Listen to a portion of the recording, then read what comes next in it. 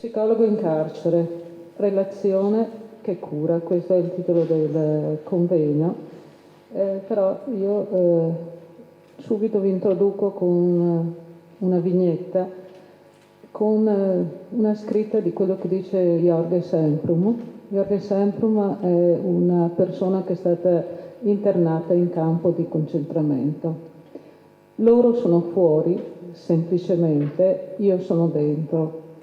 È quello che prova il detenuto parlando con un operatore, perché dice io sono qui e loro sono fuori. La depressione nel carcere è onnipresente. La riduzione del numero di suicidi nelle carceri e prigioni è una priorità internazionale. L'Organizzazione Mondiale della Sanità lo dice nel 2007, quindi i suicidi sono un'emergenza, oltre che un'urgenza all'interno del carcere. Molti paesi hanno norme nazionali e linee guida per la prevenzione del suicidio nelle istituzioni di custodia.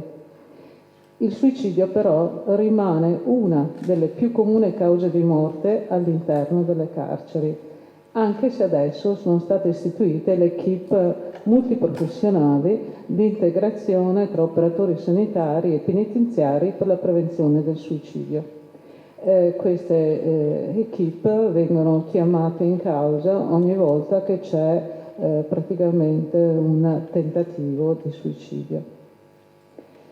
Ma andiamo a vedere cosa dice l'Espresso e la Repubblica sulle carcere. Psicofarmaci dietro le sbarre, così si annullano gli esseri umani. In carcere mancano gli psicologi. Così nelle carceri italiane il 50% dei detenuti abusa di psicofarmaci, con conseguenze spesso tragiche, dalle alterazioni mentali al suicidio. In carcere lo chiamano il carrello della felicità. Passa fra le celle tutte le sere, distribuendo compresse colorate, gocce, flaconi e pillole, farmaci che calmano l'ansia e procurano benessere chimico. Nelle prigioni italiane esiste un problema sotterraneo, l'abuso di psicofarmaci, ed ancora più ne abusano i tossicodipendenti. Quasi il 50% delle persone entro le sbarre sarebbe sotto terapia da psicofarmaco, mentre il 75% ricorrerebbe a quella che viene definita terapia serale, sedativi per dormire. Quindi all'interno del carcere gli psicofarmaci sono molto, ma molto presenti. Questo famoso carrello della felicità. Dati ufficiali del Ministero della Giustizia, maggio 2017. In Veneto ci sono 2.338 detenuti, di cui 712 tossicodipendenti, su una popolazione totale italiana di 58.863 detenuti. Previsti dovrebbero essere nel Veneto 1.962, presenti sono 2.338, quindi siamo di nuovo in sovraffollamento. Stranieri presenti sono 1.275, quindi vuol dire che anche tra i tossicodipendenti che vengono presi in carico da comunità, servizi, eccetera, e che escono dal carcere per andare a curarsi, diciamo il 54,53% sono migranti. Ma come psicologo e psicoterapeuta esperto nel Ministero di Giustizia ritengo, come Michael Bakhtin, che la vita umana autentica è il dialogo a risposta libera. La vita per sua stessa natura dialogica. Vivere vuol dire partecipare al dialogo, fare domande, prestare attenzione, rispondere, concordare e così via. In carcere è importantissimo il dialogo, ma non deve essere un dialogo così tra amici al bar, ma deve essere un dialogo che ha una sostanza, che ha delle competenze. In questo dialogo una persona partecipa appieno e per tutta la sua vita, con gli occhi, le labbra, le mani, l'anima, lo spirito, tutto il corpo e le azioni. Investe l'intero suo sé nel discorso e questo discorso permea il tessuto della vita umana e il simposio del mondo. Aprire le porte ai dialoghi aperti per me ha significato prestare maggiore attenzione e interesse alla qualità intersoggettiva della vita umana nel suo complesso. Come esseri viventi siamo esseri relazionali, nasciamo nelle relazioni e abbiamo la necessità primaria di essere ascoltati e di essere presi sul serio. E questo è fondamentale, essere presi sul serio. Quando dopo una crisi i pazienti ritornano a relazioni dialogiche, il nostro lavoro è terminato. Pensato che Seykulla in Finlandia ha l'81% di remissioni nelle psicosi attraverso il dialogo. Questo tipo di approccio viene molto usato in Lombardia e Piemonte, attualmente è in sperimentazione anche in Emilia-Romagna. Ciò che mi ha sorpreso in questi anni è l'enorme difficoltà che i terapeuti, anche esperti, incontrano ad adottare un metodo di lavoro dialogico con i loro pazienti.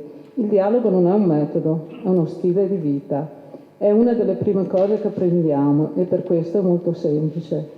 Il bambino con la mamma, col papà, che impara a dialogare, impara a studiarli, a vederli, a capirli. La sua essenziale semplicità, tuttavia, sembra essere paradossalmente la sua difficoltà. Noi siamo nel mondo della comunicazione, ma non sappiamo più comunicare. È così semplice che non possiamo credere che l'elemento terapeutico di qualsiasi pratica sia semplicemente essere ascoltati, ricevere risposte e dialogare. Quando questo si realizza, in realtà il nostro lavoro terapeutico è terminato, perché i nostri clienti, raggiungendo la capacità di dialogare tra loro, sono tornati ad essere agenti delle proprie vite.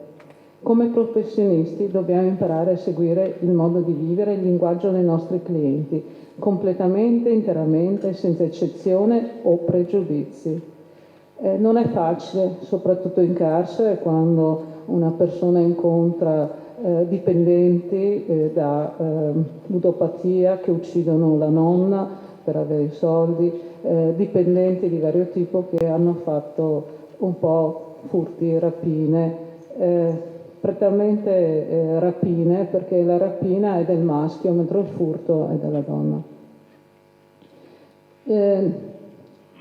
Non è facile, ma questo secondo me è il vero cambiamento, dice Seykulla nel 2011.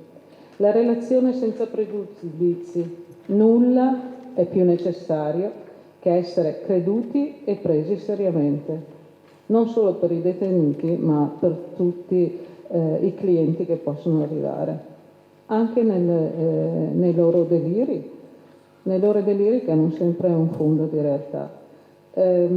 Concordo con chi mi ha preceduto, attualmente all'interno delle carceri la psicosi è veramente un problema molto grosso, soprattutto di contenimento che avete visto che avviene attraverso gli psicofarmaci. Ed è questo che dà origine ad una relazione dialogica. Le specifiche modalità di dialogo aperto derivano dal metodo dello psichiatra finlandese Iro Alanen, a sua volta basato sull'approccio psicanalitico e sistemico relazionale, e prevedono un trattamento psicoterapeutico familiare intensivo che coinvolge l'intera rete sociale del soggetto. Perché? Perché non è solamente il soggetto che sta male. Io mi ricordo di un detenuto che era stato tossicodipendente, che era stato deciso di tenerlo all'interno del carcere. La madre è venuta a fare le rimostranze con i giornalisti davanti al carcere dicendo che noi lo tenevamo ostaggio. Nel momento stesso in cui il direttore mi ha detto guarda, forse è meglio che noi lo facciamo uscire, io non ero d'accordo, però comunque ho detto se questo crea turbativa nel territorio, forse è meglio che lo facciamo uscire. Come abbiamo telefonato alla madre che venisse a prenderlo, la madre ci ha detto tenetevelo dentro.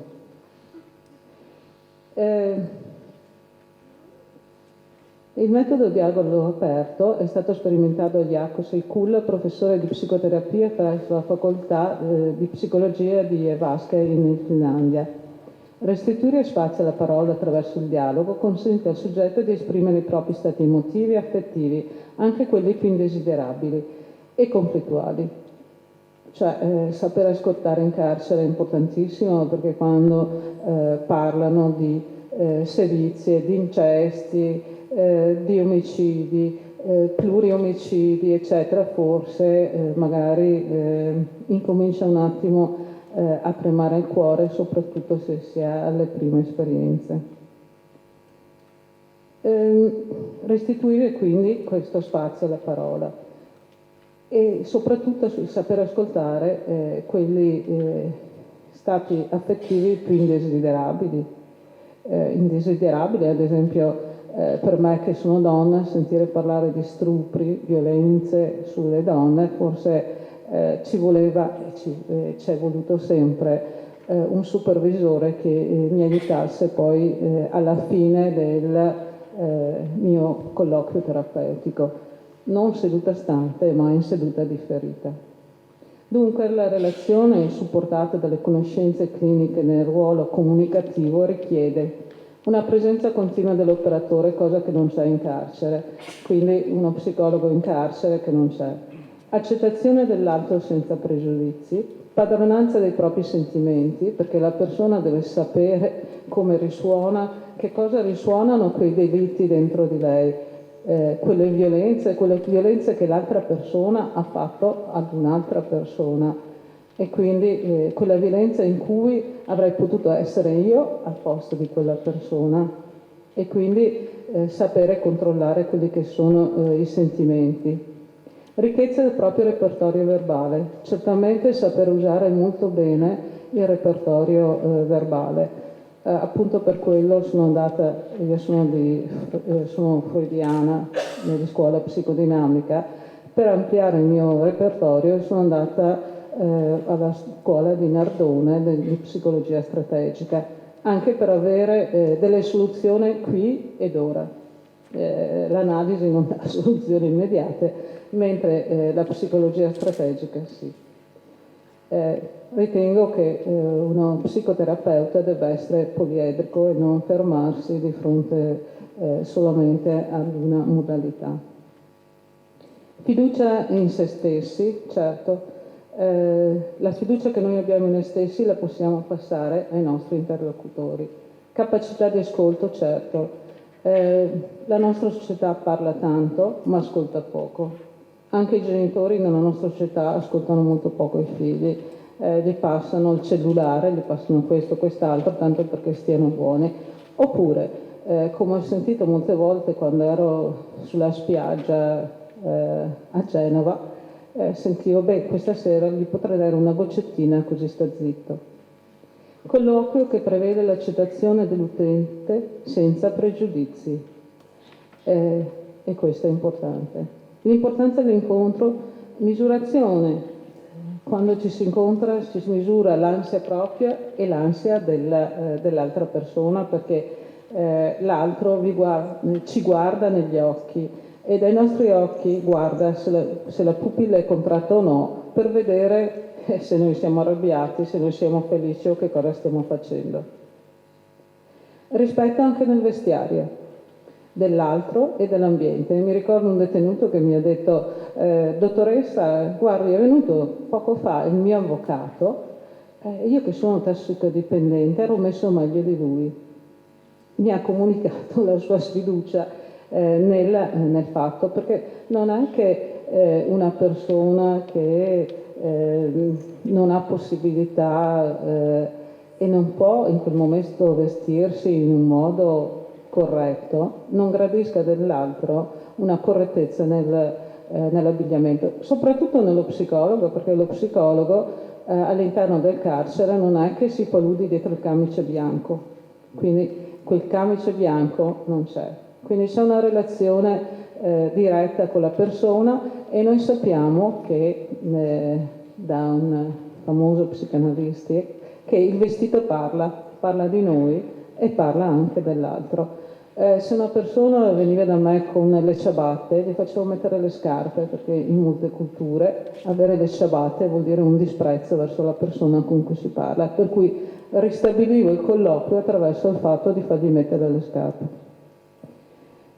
Comprensione conoscenza del linguaggio non verbale, che è molto importante. Voi sapete che Václavic insieme a Nardone hanno studiato in modo molto approfondito il linguaggio non verbale e che gli esperti dei carceri insieme alle forze dell'ordine italiane sono i primi per conoscenza di quelli che sono i linguaggi non verbali delle persone. Comprensione del fatto che il dipendente ha bassa autostima, competenze sociali molto poche ed anche emotive molte poche, scarsa capacità di cogliere in maniera oggettiva le conseguenze dei suoi atti, perché se fosse in grado di cogliere le conseguenze dei suoi atti non sarebbe in carcere, e questo è evidente. Atteggiamento vittimistico, è sempre colpa degli altri, è sempre colpa della sfortuna, eppure, dottoressa, così fanno tutti. E quindi anche una giustificazione del proprio modo di agire. Però sai, io sono stato così sfortunato.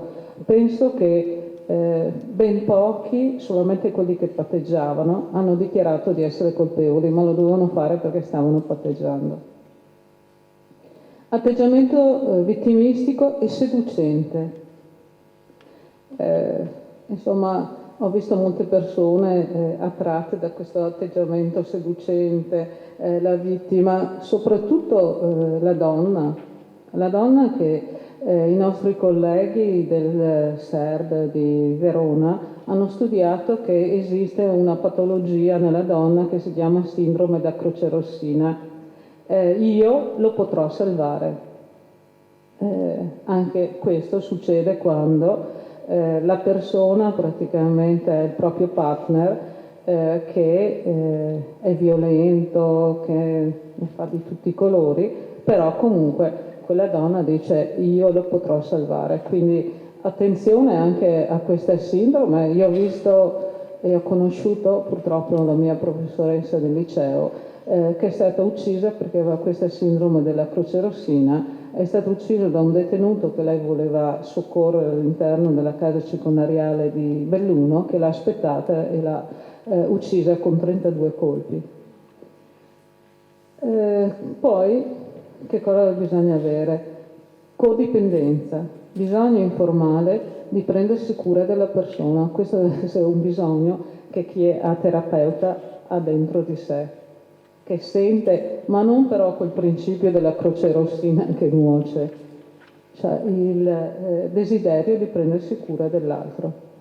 E ricordarci, mentre interagiamo all'interno delle carceri, che loro sono dentro, semplicemente noi siamo fuori. Grazie.